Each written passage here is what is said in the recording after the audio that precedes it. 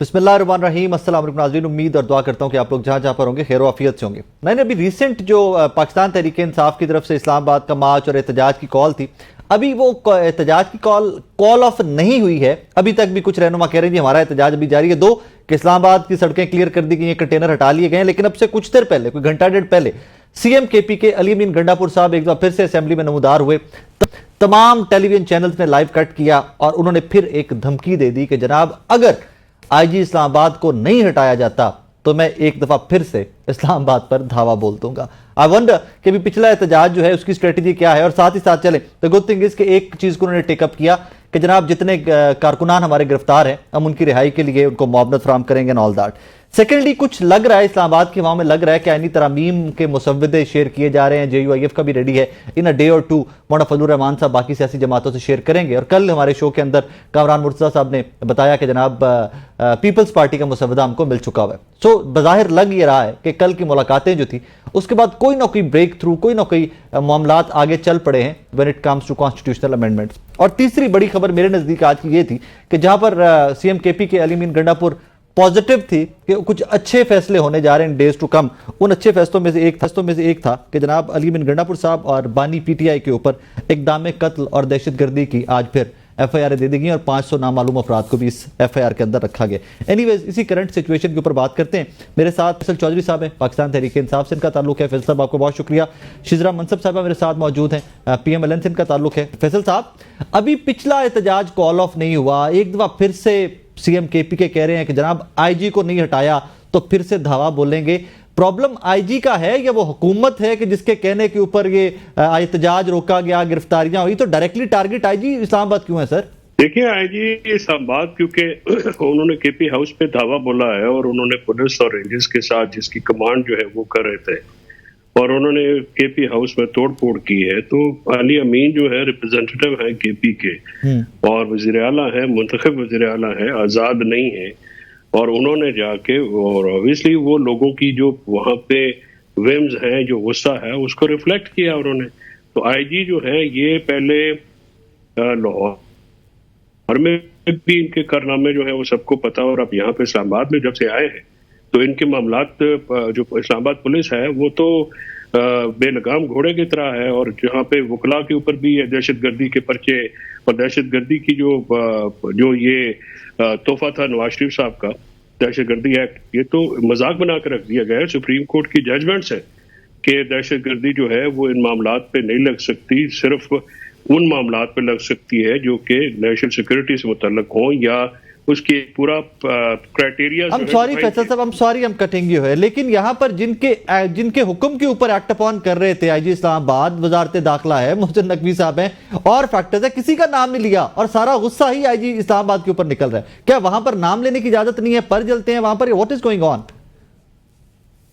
देखिए, अगर वजीर दाखिला किसी को गैर कानूनी काम करने का कहता है या वज़ीर आज़म कहता है या कोई और भी कहता है, तो ये लॉ ये है कि जो मुलाजिम है, क्योंकि रिस्पॉन्सिबल वो है, तो वो उस इलीगल कमांड को या इलीगल जो डायरेक्शन है उसको एक्ट अपॉन करने से इनकार करेगा।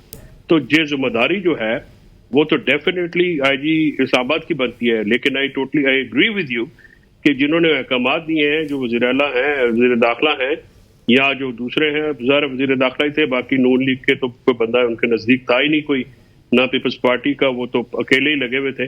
तो वो भी रिस्पॉन्सिबल है सारी बात के।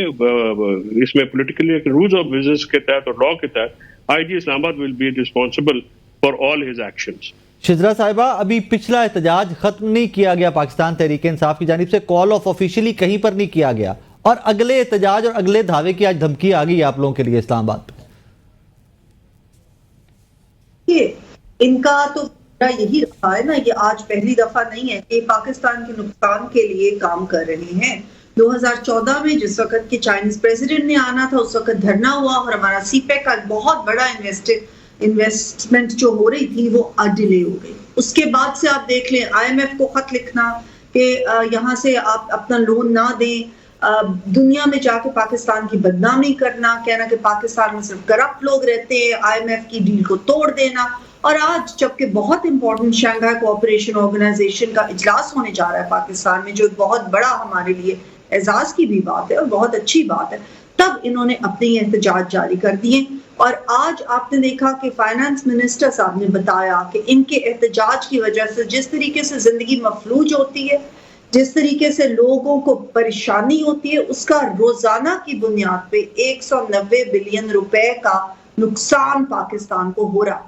तो जहां पे एक तरफ पाकिस्तान की मईशत बेहतरी की तरफ जा रही है, जहां पे हमारी क्रेडिट रेटिंग्स बेहतर हो रही हैं, मूडी और फिच जैसे इदारों ने हमें बेहतर रेटिंग दी है, जहां पे कि इन्वेस्टमेंट अब आ रही है और हमारा इन्फ्लेशन कम हो रही है, वहां पे दूसरी तरफ ये अपने बार बार एहतजाज करके, और आपने देखा कि चीफ मिनिस्टर साहब की साहब यहाँ पे we have to understand one thing. देखिए, बात वो करनी चाहिए जो अवाम की हो। ये एहतजाज किस चीज के लिए कर रहे हैं, और एहतजाज क्या आपके और मेरे मुल्क का आइन किसी भी सियासी जमात को पुरअमन एहतजाज की इजाजत नहीं देता। उन्होंने इस्लामाबाद में इजाजत मांगी, आपने संगजानी में दे दी। उन्होंने लाहौर में मांगी, हाईकोर्ट तक गए, आपने उठाकर वो रिंग रोड के ऊपर एंड में फेंक दिया। थर्डली, अगर वो इस्लामाबाद में प्रोटेस्ट करना चाहते थे, एक कोई स्पॉट दे दिया जाता, वहां पर बताया जाता कि सिक्योरिटी बहुत टाइट होगी, आइए प्रोटेस्ट रिकॉर्ड करवाइए, you have to go back, end of the story. जब रिट रियासत या गवर्नमेंट इस लेवल पे जाएगी तो फिर ऑब्वियसली एहतजाज की इजाजत नहीं देंगे, तो लोग एंड में यही होएगा जो हुआ। फिर आप बिल्कुल ठीक कह रहे हैं, एहतजाज की इजाजत होनी चाहिए, जलसों और जुलूसों की भी इजाजत होती है। हमने इनको जलसों की इजाजत दी, इन्होंने जितनी दफा इनको इजाजत दी, इन्होंने तमाम पॉइंट्स की जो इन्होंने खुद एग्रीमेंट की थी, जो इनको पॉइंट्स देंगे, उनकी खिलाफ वर्जी की। यहाँ पर एक चीज बड़ी इंपॉर्टेंट है, आज सुबह भी मैं इसको फॉलो कर रहा था कि बानी पीटीआई की बहनें, उनका रिमांड एक्सटेंड होता जा रहा है, और मैंने सुना है कि बाकी जो कारकुनान अरेस्ट हुए थे वो सारे जुडिशियल हो गए, उनके तो आगे जमानतों का प्रोसेस भी आई थिंक चल रहा है अब। जी ऐसा ही है, और दोनों बहनों को जो है वो सिर्फ सजा मिल रही है इमरान खान की बहनें होने की, और आज जिस तरह के उनके ऊपर भी एंटी टेररिज्म के पर्चे हैं या जिस किस्म के इल्जाम उन पर लगाए गए हैं। देखिए, बात यह है कि राय साहब, ये हुकूमत जो है ये बौखलाई हुई है, और ये इसकी पॉलिटिकल लेजिटिमेसी का क्राइसिस है। ये बात करते हैं कि जी किसी को एहतजाज का हक नहीं देना, आपने जो सील किए, ये IMF की बात कह रही है मेरी बहन, तो ये अपने वज़ीर खजाना की स्टेटमेंट चेक करें। उन्होंने कहा सबसे ज्यादा जो पार्टिसिपेशन मिली मुझे KP से मिली, इनके वज़ीर खजाना ऑन रिकॉर्ड है, और उन्होंने IMF की डील कराने में KP का सूबा जो है वो सबसे एक्टिव था। उसकी वजह यह है कि PTI वाहिद वफाकी जमात है, और वो वही एक पाकिस्तान के 4 सूबों में और 5वें आजाद कश्मीर में जो एक रिप्रेजेंटेटिव है लोगों की, वो पाकिस्तान तहरीक इंसाफ है। किसी को पसंद आती है बात या नहीं पसंद आती है, जो अभी तक जो लेजिटिमेसी का क्राइसिस है, और इसी वजह से जब भी जेल में भी से भी कॉल आती है तो ये पैनिक हो जाते हैं। फॉर एग्जाम्पल, संगजानी का अपने जलसा का, अगर ये जलसे जुलूसों की इजाजत देते, आपने बिल्कुल सही, आजादी यहाँ पे मार्च होता है या परेड ग्राउंड दे देते, या 9 हो जाता, या डी चौक में, या किसी जगह आके पीसफुल प्रोटेस्ट करा के चले जाते। तो संगजानी पे जो आप मुझे ये बताएं कि वहां पे हम लोगों के ऊपर भी पर्चे हुए हैं, हमारे बताइए कि उसमें क्या लेना देना किसी का भी नहीं था। और जिन लोगों को आपने पसंद नहीं आते, आप FIR निकालें, 200-250 FIR जो ATC की हैं, उनमें मजमून भी एक है, सिर्फ वो नाम बदलते हैं और पार्टीज के नाम बदल के बाकी सारा कुछ वो लिख देते हैं। और ये एक पैटर्न जो है वो चल रहा है कि एक सियासी जमात को, जो कि पाकिस्तान की सबसे बड़ी सियासी जमात है, वफाक की अलामत है, उसको जो है ये टारगेट करे, और उसको जो है बाय हुक और बाय क्रुक जो है वो क्रश करने की कोशिश की जा रही है, जो कि किसी सूरत भी नहीं होगी। ये जो धरना है या एहतजाज है, उसको हैंडल करना जो पॉलिटिकली, ये तो गवर्नमेंट गिविंग एंड पे होती है ना सर। तो गवर्नमेंट का काम होता है कि इसको अच्छी तरह से हैंडल करे, लेकिन अगर गवर्नमेंट जो है वो खुद भी फस्ताई हरकतें करे, यानी आप कंटेनर खड़े करें एग्जिट एंट्री पॉइंट्स के ऊपर, लाहौर, इस्लामाबाद और पिंडी, और खंदके खोद दें अपना, उसके ऊपर मोटरवे पे एक गाड़ी गिर गई, पूरा खानदान जो है तबाह हो गया, तो उसकी जिम्मेदार कौन है? तो बात यह है कि ये चीजें जो है, इल्जामात लगाते ना आसान है, लेकिन उन इल्जामात में कोई सदाकत भी होती है। ये बातें तो जो ये करते हैं, ये तो एक आम रूटीन की एक पट्टी है, वो पढ़ाई हुई है ना। आप मुझे बताएं कि 2022 से ये हुकूमत में है, तो चाइनीज प्रेसिडेंट क्यों नहीं आए?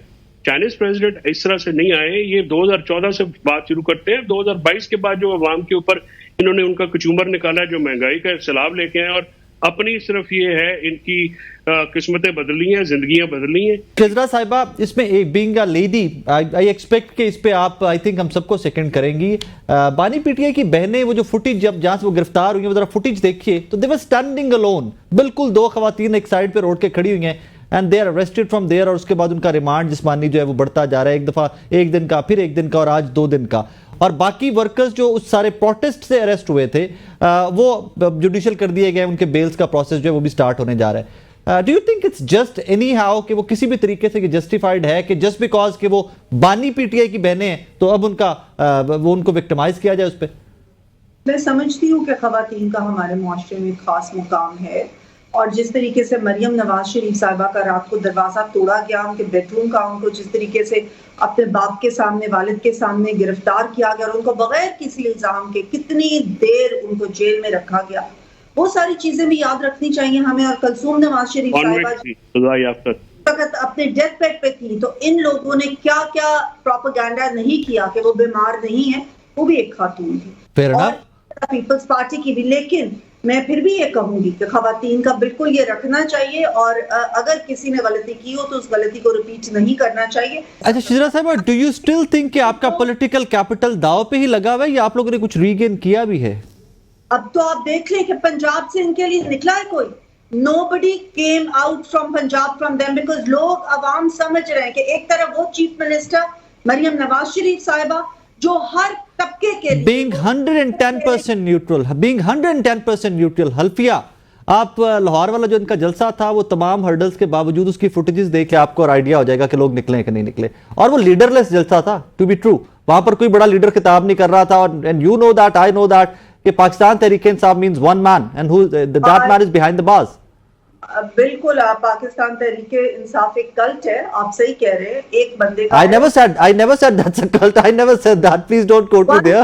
मैंने नहीं कहा, मैंने नहीं ये कहा कि कल्ट है। लेकिन वन मैन शो अगर है तो वो कल्ट। Well, yes, well, इसी तरह मियां नवाज शरीफ साहब means PMLN। शहबाज शरीफ साहब का वोट बैंक नहीं है, you know that, I know that. So just like that, Nawaz Sharif साहब means PMLN। नहीं होती जमहूरी पॉलिटिकल पार्टीज इस तरह नहीं होती कि एक ही सिर्फ बंदा हो और उसके बाद वो डेलीगेट ही ना करे किसी को पावर्स, और उसके अलावा वो चाहे ही ना कि कोई आगे आए। आप बुजदार के पंजाब को और आज के पंजाब को कंपेयर करें ना, कि क्या हालात थे तब और क्या आज। बुजदार साहब वाला बेहतर था।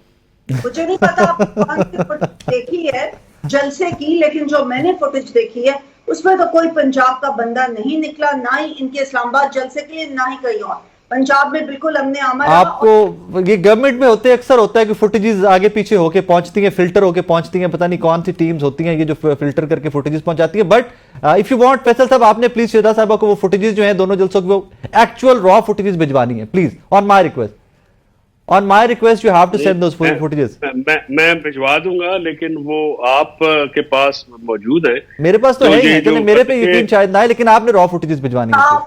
आप उस भिजवा दें। और शेजरा साहबा से तो मेरी अपनी बहन से गुजारिश है कि जरा एक जलसा कंटेनर्स के बगैर करने देना। 24 घंटे के नोटिस पे अगर मीनार पाकिस्तान पीटीआई ना भरे तो आप मर्जी करिएगा। और बुजदार साहब का पंजाब बहुत अच्छा। आपने अभी खातून की बात की, आप मेरे इस बात का जवाब दें। एक सूबे का चीफ मिनिस्टर दूसरे सूबे की चीफ मिनिस्टर जो कि खातून है, उसके बारे में किस तरह की लैंग्वेज इस्तेमाल की उसने, उसको किसी ने भी ऑन नहीं किया, बाद में सबने कंडेम किया। शेजरा साहब देखिए, that's how it should be ना, उसको कंडेम किया सबने, जो भी जी शऊर थे कंडेम किया लोगों ने, उन्होंने कहा दैट इज रॉन्ग, इस तरह की लैंग्वेज नहीं इस्तेमाल की जानी चाहिए। तो जहां पे गलत हो रहा है तो उसको इकट्ठे फिर गलत कहते हैं ना, या तो फिर सबको ठीक कर लीजिए, या जहां पर एक जगह गलत हुआ तो फिर बाकी की जगह भी कहिए कि गलत हो रहा है। अरे एक छोटा सा ब्रेक ले रहे हैं, मुझे ब्रेक सारे, एक छोटा सा ब्रेक मेरे साथ रहिए। वेलकम बैक नाजरीन। इस सेगमेंट में कुछ बात करते हैं आईनी तरामीम की। पाकिस्तान की मुकम्मल सियासत आईनी तरामीम पे घूम रही है, इनके गिर्द घूम रही है। कहीं पर मजबूरी है ये आईनी तरामीम, कहीं पर रोकना मजबूरी है, चल क्या रहा है। शेजरा साहिबा, कुछ सुना है कि JUIF और पीपल्स पार्टी के मुसव्वदे तो आपस में शेयर हो गए हैं, या एटलीस्ट डिस्कशन उस पर हो गई हुई है। PMLN कहां पर स्टैंड कर रही है? वही पुराना मुसव्वदा जो पहले लेके आए थे वहां पर स्टैंड कर रही है, या जो अमेंडमेंट्स इस मुसव्वदे के अंदर भी हैं कुछ उनके ऊपर अब काम किया जा रहा है? देखिए, वो मुसव्वदा भी अभी पहले जाना था उस पे काबीना के उसपे, फिर उसके बाद उसने ले होना था असेंबली में। असेंबली में उसके ऊपर बहस होनी थी। नहीं, I am sorry, I am witness to all those things. मैं भी असेंबली में मौजूद था उस दिन, जैसे दौड़ें लगी हुई थी हुकूमत की, वो ऐसी था कि कोई बहस जैसे किसी को पता नहीं था मुसव्वदे में है क्या, तो बहस किस चीज पे होनी थी। इवन आपकी पार्टी के अपने सेनेटर्स को नहीं पता था, वुजरा को नहीं पता था। वुजरा टीवी पे आके कह रहे थे कुछ देर पहले हमें मुसव्वदा मिल गया, कुछ देर पहले मिल गया। So that is how it was. उस पे बहस क्या होनी थी? काबीना में तो अभी जाना था ना, फिर वेरी सेम डे काबीना, assembly, senate, that was how it was working that day. Exactly. तो मौलाना साहब, आप ठीक कह रहे हो, सिर्फ मौलाना साहब को कुछ उनके तहफ़्फ़ुज़ात थे जिसकी वजह से कि फिर वो डिले हुआ। अभी मौलाना साहब के साथ हम काम कर रहे हैं। आपने देखा कि सब मुलाकातें भी हो रही हैं, तमाम पार्टीज के साथ मुलाकातें हो रही हैं। इसलिए ये जो भी अब आएगा फाइनल होके, ये वही आएगा जिसमें कि सबका इनपुट हो। ऑल पार्टीज जो कल कॉन्फ्रेंस हुई है पैलेस्टाइन में, उसमें भी under discussion, I am sure के पॉलिटिकल मैटर्स आते हैं, तो ये भी अंडर डिस्कशन आई अमेंडमेंट्स वहां पे भी। जो ऑल पार्टीज कॉन्फ्रेंस थी उसमें तो सिर्फ फलस्तीन की ऊपर था वो, और वो सिर्फ उसमें वही एजेंडा डिस्कस हुआ। फैसल चौधरी साहब, अब कुछ लग रहा है कि आईनी तरमीम के ऊपर कुछ मामलात मौलाना साहब को भी लेकर आगे चल रहे हैं, कि कुछ रिकमेंडेशंस उनकी भी हैं। कल हमारे शो में कामरान मुर्तज़ा साहब ने कहा कि जी हमने अपना मुसव्वदा बना लिया हुआ है, हम वो बुध तक पब्लिक हो जाएगा, पार्टीज के साथ शेयर हो जाएगा, नॉट पब्लिक बट पार्टीज के साथ शेयर हो जाएगा, ऑल दैट। पाकिस्तान तहरीक इंसाफ कहां पे खड़ी हुई है अभी? देखिए, जब तक तो मुसव्वदा आता है हुकूमत का, तो मुसव्वदे से कोई लेना देना नहीं है इनको, तो जहां से आएगा ये वैसे ही उसको प्रेजेंट करने के चक्कर में थे। लेकिन मेरा ख्याल है ये जो आईनी अदालत में मौलाना साहब जो है 18वीं तरमीम, जो जहां तक मुझे इल्म है वो 18वीं तरमीम को जरा बहाल करना चाहते हैं, उसकी ओरिजिनल शक्ल में पार्लिमानी कमेटी को भी जरा पावर करना चाहते हैं। और इस पे अभी आईनी अदालत की बात की जा रही है, तो वकला ने तो इसको रिजेक्ट कर दिया। कल भी इस्लामाबाद में बहुत बड़ा लॉयर कन्वेंशन हुआ है, उससे पहले पेशावर में हुआ है, आज सिंध बार काउंसिल ने इसको रिजेक्ट किया है। कल अपना Lahore high court bar, Rawalpindi high court bar, Balochistan high court bar, Peshawar और इस्लामाबाद, हमने इसको रिजेक्ट किया है। देखिए, आईनी अदालत जो है उसके खदोखाल क्या होते हैं, वो क्या चीज बनाई जाती है, वो एक बहस तलब मसला है। जब वो आएगा उसके फिर आप देखेंगे कि उसकी शक्ल क्या है, क्योंकि एक तरीकेकार जो है वो जो डूएबल तरीकेकार है, being advocate I can share it with you, कि इसका तो यही हो सकता है कि कॉन्स्टिट्यूशनल बेंच बना दिया जाए सुप्रीम कोर्ट में, और सीनियर मोस्ट 5 या 7 जजेस जो हैं उन पे डिप्यूट कर दिए जाएं, और बाकी जजेस जैसे ये शरीयत अपीलेट बेंच एक हमारा होता है वो बनाया जाता है, जो कि वफाकी शरई अदालत के जो फैसले हैं उस पे जो है वो बैठते हैं और वो फैसले करते हैं। तो बात यह है कि जिस तरह से एक हमारा सेटल्ड लीगल सिस्टम है उसको जो है सॉल्ट करके और सुप्रीम कोर्ट को एक सिविल कोर्ट या अच्छा फैसल, इसमें लेट्स बी ऑनेस्ट, हमारे जो अभी लीगल सिस्टम है फ्लॉज तो हैं, डिलीवरी तो नहीं है the kind of delivery people expect के जिस स्पीड से होना चाहिए। अमेंडमेंट्स एक साइड पर रख के फिर भी सोल्यूशन तो कोई ना कोई है ना, फिर भी प्रॉब्लम जो है तो उनका सोल्यूशन भी कोई ना कोई है। वो सोल्यूशन क्या है, पॉसिबिलिटी क्या है? तो यह है कि सबसे पहली बात तो कि प्रॉब्लम क्या है। प्रॉब्लम है, अगर आप ये कहते हैं कि केसेस के डिले हैं, तो मैं आपको बता सकता हूँ कि केसेस के डिले कहाँ पे हैं। केसेस के डिले सबसे ज्यादा होते हैं सिविल कोर्ट्स में और डिस्ट्रिक्ट कोर्ट्स में, 83%। ठीक है, अब आप मुझे ये बताइए कि जो 24 लाख केस है पूरे पाकिस्तान में, उसको डील करने के लिए आपने 8,000 जज रखा हुआ है पूरे पाकिस्तान में, तो सबसे ज्यादा जरूरत तो है कि नीचे जो बैकलॉग है उसको जो है करें। ये जो हाई कोर्ट्स और सुप्रीम कोर्ट हैं, ये कोर्ट्स ऑफ लॉ है, ये कोर्ट्स ऑफ फैक्ट नहीं होती। डिले होती है कोर्ट्स ऑफ फैक्ट में, जहाँ पे एविडेंस रिकॉर्ड होना होता है, जहाँ पे जो है वो दोनों पार्टियां जो है वो अपना एविडेंस लाती हैं, गवाह लाती हैं, डॉक्यूमेंट्री एविडेंस होता है, वो चीजों पे काफी टाइम स्पेंड होता है। उसके लिए जो है वो जजेस की भी कमी है, बारों में भी जरा ट्रेनिंग की कमी है, वकला भी जो है उनको भी जरा बार एसोसिएशन को या बार काउंसिल को थोड़ा एक्टिव होने की जरूरत है। वहां पे एक तजवीज ये हो सकती है कि आप कॉन्ट्रैक्ट पे लॉयर जो है वो लगाए जाए 4 साल के लिए, 5 साल के लिए, 3 साल के लिए, ताकि वो बैकलॉग कम हो। ये जो सुप्रीम कोर्ट की बात करते हैं, सुप्रीम कोर्ट में तो 1% से भी कम जो है वो बैकलॉग है, और उसमें 20-25 हजार केस जो है वो हर डिस्पोज ऑफ भी होता है, क्योंकि हमारी सुप्रीम कोर्ट जो है उसमें ज्यादा लिटिगेशन होती है, कॉस्ट नहीं होती है। और हाई कोर्ट्स में आप देखें ना कि सुप्रीम कोर्ट तक मामले पहुंचते क्यों है, इसलिए नहीं पहुंचते कि नीचे से ऊपर तक का जो एक तो हमारा जो ये सिस्टम है कि मैंने आपके खिलाफ केस करना ही करना है, चाहे मेरे घर के दाने भी बिक जाए। तो उसमें जो है एक तो ये भी बड़ी चीज है। तो बाकी ये है कि ऑल्टरनेट डिस्प्यूट रेजोल्यूशंस जो है, ADR जो है, उसके मैकेनिज्म्स हैं। वो पूरी दुनिया में ये जो केसेस के डिले हैं, ये कोई पाकिस्तान के लिए यूनिक मसला नहीं है। आप इंडिया में देख लें, आप बांग्लादेश में, श्रीलंका में, जो हमारे नेबरिंग कंट्रीज हैं, आपने अमेरिका में जाके देख लें। तो फिर एट वंस इतनी जरूरत, इतनी अशद जरूरत क्यों पड़ गई हमें आईनी अदालतों की?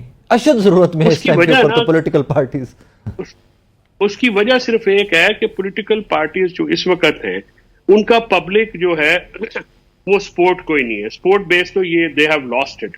सो लिहाजा इनका बैंक जो जिन लोगों के ऊपर है, ये जो इनको लाए हैं फॉर्म 47 के हुकूमतें हैं, तो ये उसको लेजिटिमेट करने के लिए ये चाहते हैं कि कोर्ट से किसी किस्म का कोई हर्डल नहीं आए। जो आइन पे काम करने वाले जजेस हैं वो पसंद नहीं आ रहे। और देखिए, ये जजेस वही हैं जिन्होंने बहुत सारे केसों में जो पाकिस्तान तहरीक इंसाफ तो उसके खिलाफ फैसले भी किए। उसमें जो है इनको अब ये बात तो राय साहब पूछने वाली बनती है ना कि सजाद शाह से लेके मंसूर अली शाह तक जितने भी अब जजेस आए हैं, आपकी सबसे लड़ाई है। आपकी साकिब साहब से लड़ाई, आपकी तसद्दुक जिलानी से लड़ाई, आपकी नाज़िम मुल्क से लड़ाई, आपकी खोसा से लड़ाई, नहीं काजी साहब से लड़ाई नहीं है, काजी साहब से लड़ाई नहीं है PMLN। मतलब हर चीज से लड़ाई जो है, अगर एक ही बंदा कर रहा है, तो अगर वो 5, 7, 10 बंदे दूसरी साइड पे, तो फिर ज्यादा गालिब इम्कान तो यही होता है ना कि एक बंदा जो हर किसी से लड़ा है, एक पार्टी जो है उसी का कसूर है। तो बात यह है कि ये चीजें जो हैं, ये सियासी सोच इन्होंने की नहीं। इनके अपने कायद जो है वो दोनों सीटों से बुरी तरह हार गए, ठीक है। और उसके बाद इतना अगर वो सियासी फैसले करते तो ये आज पाकिस्तान की जो कबातें हैं ये नहीं होती। इस वक्त जिस पार्टी को कौम ने चुना, अवाम ने चुना, उसको जो है मैंडेट देते। डेमोक्रेसी में और क्या होता है? अच्छा, वैसे कादिर शिरा साहब, I am coming back to you. Qadir Mandokhel साहब ने हमें स्काइप पे ज्वाइन किया, मुझे सिर्फ उनको भी साथ एंगेज कर दिया। सर, कॉन्स्टिट्यूशनल अमेंडमेंट सभी जो आज इस्लामाबाद के अंदर गुफ्तगू या खबरें चल रही हैं, वो तो ये है कि जनाब सिर्फ कॉन्स्टिट्यूशनल कोर्ट्स और बाकी अमेंडमेंट्स बाद में, और इसके ऊपर थोड़ा कि मौलाना ने भी कोई थोड़ा सा मुसव्वदा जो है वो अपना भी 1 दिन के अंदर प्रेजेंट करना है। Sir, what do you have, आपके पास क्या खबरें हैं? देखिए, पीपल्स पार्टी को तो 2 पॉइंट पे मेन एजेंडा जो हमारा है वो जो आईनी अदालत है और जजेस के अपॉइंटमेंट है। और अभी जो खबरें आ रही है, मौलाना साहब ने ओके की है, क्योंकि मिसाकी जमहूरियत पे जहां साइन है बिला इसका बीबी शहीद का और नवाज शरीफ साहब का, वहां मौलाना साहब को और इमरान खान साहब की भी दस्तखत है। तो ये तो कैसा पॉइंट है जो PTI को भी एग्री करना चाहिए। बाकी जो जजेस का अपॉइंटमेंट का था, पीपल्स पार्टी का मुतालबा था 2021 में इमरान खान के दौर में मैंने बिल पेश की है कि एक चपरासी की नौकरी के लिए आप 3 मरतबा इंटरव्यू लेते हो, जात नस्ल डोमिसाइल पूछते हो। एक हाई कोर्ट का जज आप डायरेक्ट क्यों लगाते हो? एक फर्द वाहिद सूबे का चीफ जस्टिस अपनी जूनियर्स का, बांजे भतीजों का नाम बेच के या चैम्बर के लोगों को बेच के और वो हाई कोर्ट का जज बन जाता है, तो ये मेरिट तो नहीं है। पाकिस्तान में 4.5 लाख वकील है, कोई गरीब का बच्चा भी तो सोच सकता है कि मैं हाई कोर्ट का जज बन जाऊं। तो यकीनन एक ऐसा अमल है कि वो पूरे पाकिस्तान में कोई वकील, कोई पार्टी इसे इनकार कर नहीं सकती। तो ये हमारा 2 पार्ट एजेंडा है। बाकी जमीयत का या नून लीग का जो है उस पर इतफाक हो गया तो वो भी हो जाएगा साथ में। नाज़रीन, मुझे यहाँ पे एक ब्रेक लेने का कहा जा रहा है, एक छोटा सा ब्रेक, मेरे साथ रहिएगा। वेलकम बैक नाज़रीन, गुफ्तगू सिलसिला यहीं से आगे बढ़ाते हैं। शिजरा साहिबा, नंबर गेम पूरी कर ली गई है, क्योंकि इसमें फिर भी and of the day lead तो PMLN ने करना है। प्राइम मिनिस्टर आपका है तो लीड तो आपने ही करना है। 2 कि बिलावल भुट्टो जरदारी साहब जितना भी फ्रंट फुट पर हैं अमेंडमेंट्स को लेकर, लीड तो PMLN नहीं करना है। जी, जाहिर है नंबर्स पूरे होंगे तो फिर ही आईनी अमेंडमेंट होगी, क्योंकि ये हम चाह रहे हैं, कोशिश भी हमारी ये है कि ब्रॉड कंसेंसस भी हो, और प्लस ये कि ऑब्वियसली 2/3 मेजॉरिटी जब हो जाएगी हमारी पूरी तो तभी ये होगा। और अभी इतनी तजवीजें जो आपके प्रोग्राम में आके दे रहे हैं, इनको चाहिए कि ये पार्टी है ना ऑपोजिशन में बैठी है, आईनी अमेंडमेंट्स की जरूरत तो है, ये भी आ जाए, आके वहां पे पार्लियामेंट में अपनी तजावीज देना। Parliament is the supreme law making body, वहां पे आए। जब ये बाकी चीजों में आ रहे हैं, वहां पे बैठते भी हैं, अपना सारा कमिटीज में भी आते हैं, तो ये क्यों नहीं आके अपनी तजावीज देते? आज की मैं बताऊं आपको, शिरा साहब, I'm sorry I'm cutting you, मैं आज की सिचुएशन आपको बताता हूं कि जब इस शो के लिए आज सुबह हमने कोऑर्डिनेशन स्टार्ट की ना, तो तहरीके इंसाफ के किसी एमएनए का नंबर ऑन नहीं है, किसी एक बंदे का इनके लीडरान में से फोन ऑन नहीं है। फैसल भाई ये आप भी कन्वे कर दीजिएगा आगे कि आपके जितने पार्लियामेंटेरियन हैं सबके नंबर्स ऑफ हैं और जहां जहां उनके फिर आगे फर्दर कोऑर्डिनेटर से रब्ता होता है। Thank you, that is what we were told, that is what we were told कि जनाब हमने इसलिए नंबर बंद किए हैं कि उठा के में अंदर डाल दिया जाएगा। तो ना सड़कों पे यही तो कर रहे हैं, करें, पार्लियामेंट में आके पार्लियामेंट की सियासत करें, जो इनके एजेंडा है वो पार्लियामेंट में पेश करें। तमाम पार्टीज ने इनको मेरी बहन आपका मुसवदा, आप अपना मुसवदा तो पेश कर दें, हुकूमत बाकी बात बाद में होगी, आपके पास अपना मुसवदा तो है नहीं। हुकूमत से बात नहीं करनी, हमने सिर्फ और सिर्फ एस्टैब्लिशमेंट से बात करनी है। ये ना जमहूरी खुद है ना वो तो ठीक है ना, आप एस्टैब्लिशमेंट के लाए हुए हैं तो आप भी उन्हीं से बात करते हैं ना, तो कोई और बात कर ले तो उसमें एतराज क्यों? हमने तो आज तक कभी नहीं कहा कि हम आप नहीं करते, आप इनकार करते हैं, आप एस्टैब्लिशमेंट को हम बिल्कुल नहीं करेंगे। और अच्छा तो आप एक्सटेंशन वाली बात वापस ले लें। फ्लोर ऑफ द हाउस पर प्राइम मिनिस्टर ने कहा, बिलावल भुट्टो साहब ने भी कहा, तमाम लोगों ने कहा कि आए मिलके बैठे, सियासी कुव्वतें आपस में बातचीत करें, जो भी एजेंडाज होते हैं वो वहां पे करने चाहिए। पहले आपका मुसवदा टेबल होगा। As a matter of fact Faisal भी एक सेकंड, शिजरा साहिबा, मुसवदा देखा है किसी ने? मैं जितने सेनेटर, जितने पीएमएलएन के लोग, वुज़रा इवन, उनसे भी डिस्कशन जब करते हैं तो कहते हैं यार हाँ मुसवदा है, हमें भी पता है मुसवदा है, देखा किसने है, बनाया किसने है, ड्राफ्टिंग किसने की है, ये किसी को डिटेल्स पता है अभी तक? देखिए जो हमारी लॉ मिनिस्ट्री है, लॉ मिनिस्ट्री में चल रहे हैं, अब बाकी पार्टीज के पास भी मुसवदे, तमाम एक दूसरे के साथ डिस्कस मुसवदे कोई कर रहे हैं ना। अब ये जो रोज डिस्कशंस हो रही हैं, एक दूसरे से मीटिंग्स हो रही हैं, वो मुसवदे कोई डिस्कस कर रहे हैं ना। तो मौलाना साहब तो कहते हैं कि मुसवदा इनके पास होता नहीं है, ये तो आके मिन्नतें करते हैं। अब मौलाना साहब वो तो अभी भी यही कहते हैं कि जनाब हमारे पास तो लास्ट नाइट तक कोई मुसवदा नहीं था, एक ब्लैक पेपर था। जी वो तो मौलाना साहब के साथ बातचीत बड़ी देर से चल रही है। मौलाना साहब माशाल्लाह एक बड़े ज़ीरक सियासतदान है, हर चीज को देखभाल के उन्होंने एक चीज पे आना है, हम इस चीज की उनकी कदर करते हैं। वो हमेशा जमहूरी कोतों के साथ दिया, उन्होंने इस्तीफा भी देंगे इंशाल्लाह। आप अपनी बात, आई विश एंड प्रे कि तमाम हुकूमती जमातें जमहूरी कुव्वतों का ही साथ दें। I wish and pray. Qadir Mandokhel साहब, जमहूरियत की जब बात आती है तो पीपल्स पार्टी ऑब्वियसली आइन बनाने वाले, और फिर उसके बाद कुर्बानियां पीपल्स पार्टी के, एवरीथिंग। एक खबर मैंने अपने पहले दोनों मेहमान उनसे भी उसके ऊपर कमेंट लिया है, बानी पीटीआई की बहनें रोड पर खड़े हुए उनको गिरफ्तार किया गया था सर, किसी सच एक्टिविटी में नजर नहीं आई कि जो एफआईआर और जो उनके ऊपर दफात लगा दी गई है। Sir do you support that kind of fact? देखिए, आपको सिर्फ एक चीज को नहीं देखना है, आपने और आज तमाम चीजों को उनका बैकग्राउंड देखना है।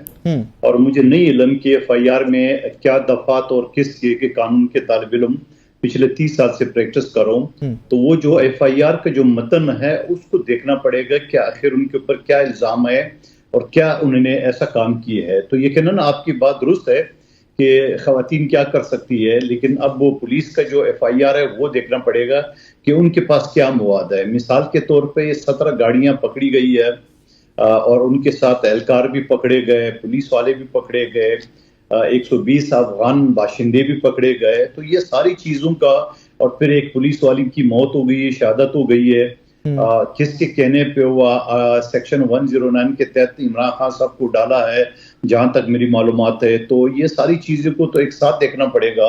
और बाकी जो कानून है यहाँ हमारे मुल्क में वुमेन प्रोटेक्शन एक्ट है 2016, वहाँ यकीनन खवातीन को वो मराहत हासिल है मर्दों के बनिस्बत, तो उसका बेनिफिट लिया जा सकता है। उनके वकील वो सारे अच्छा सर, वो हमीद साहब वाली जो बात आपने की ना, जो एक पुलिस एहलकार शहीद हुए इस सारे वाकये में, वो मैं कल भी उसको इसी तरह जिस तरह आपने कोट किया है, बैरिस्टर अकील साहब ने हमारे शो में कोट किया, तो उस पर थोड़ी सी एक साथ उस बच्चे की स्टेटमेंट भी चल रही है, हमीद साहब के बेटे की भी, दो कि वो रिकॉर्ड एक ऑड से एंगल से या किसी हिडन कैम से हुई है कि वो उनके वालिद को कोई जख्मी नहीं किया गया था, वो टीयर गैस की वजह से उनका बीपी शूट कर गया, तो उस वजह से उनकी डेथ हुई, और ये उनके बेटे की स्टेटमेंट है। ऑब्वियसली गवर्नमेंट को उसको वेट करना चाहिए, गवर्नमेंट को उसकी फर्दर डिटेल्स आगे लेके आनी चाहिए।